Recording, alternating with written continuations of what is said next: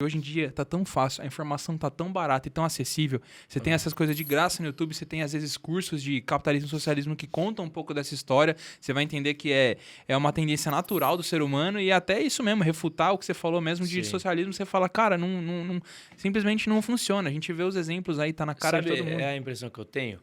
A pessoa que ela é de extrema esquerda e abraça teorias marxistas, ela é movida pelos sentimentos. Então, ela quer ajudar o pobre, ela quer que tenha um jeito de resolver as coisas em fórmulas mágicas. Ela acha que se o Estado determinar um salário mínimo de R$ 8.000, todo mundo vai receber R$ 8.000. Se você estuda economia, você vai ver que isso é impossível. Mas ela quer isso, ela deseja isso, ela é movida por esses sentimentos. E daí ela começa a buscar nas teorias vieses de confirmação.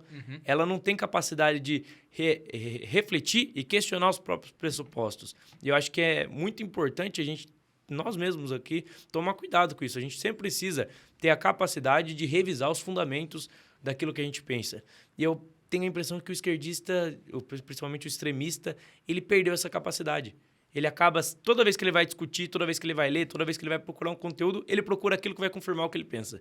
E se for contra o que ele pensa, ele simplesmente ignora ou arruma justificativas para dizer que está errado, entende? Eu acho que é basicamente isso. São pessoas movidas pelo sentimento e não é só pessoa de esquerda, não, tá? Tem pessoa de direita também movida assim, que são pessoas que são passionais, né? Pessoas que operam pelo estômago, que pensam com o estômago. E na política não pode ser assim. Na política a gente tem que usar a cabeça, tem que ser racional. Essa falta de estudo da sociedade é o que causa tudo isso? Cara, sinceramente, eu não acho que você educar todo mundo e você trazer o máximo de informação para todo mundo vai melhorar a nossa sociedade. Porque quando começou a ideia de educação universal, que todos defendiam, e eu também defendo, que todo mundo tem que ter direito à educação, eles tinham principalmente John Stuart Mill e outros pensadores, tinham uma ideia um pouco utópica de que o mundo ia melhorar por completo se você educasse todas as pessoas. E não foi o que aconteceu. Hoje em dia, a média da população é muito mais educada, você tem muito mais pessoas alfabetizadas e as coisas, em muitos aspectos, não melhoraram. É óbvio que em aspectos econômicos melhoraram, mas em outros aspectos não.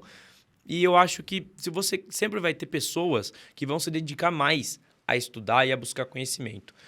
Quando a sociedade dá errado e quando os rumos políticos dão errado, é porque essas pessoas que são mais informadas, que se dedicam a isso, estão falhando. É mais ou menos o sentido de aristocracia, mas é o sentido original da palavra, né? Que seria o governo dos melhores. São as pessoas que se especializam em pensar política, em pensar a sociedade. Pessoas que dedicam... Eu, por exemplo, dedico muito mais tempo da minha vida a pensar esses assuntos. E uma pessoa que está preocupada em ganhar dinheiro, trabalhar, resolver os problemas do dia a dia, pagar a conta, é óbvio que ela não vai ter tempo de pensar nos assuntos que eu penso. E ela não tem obrigação de pensar neles.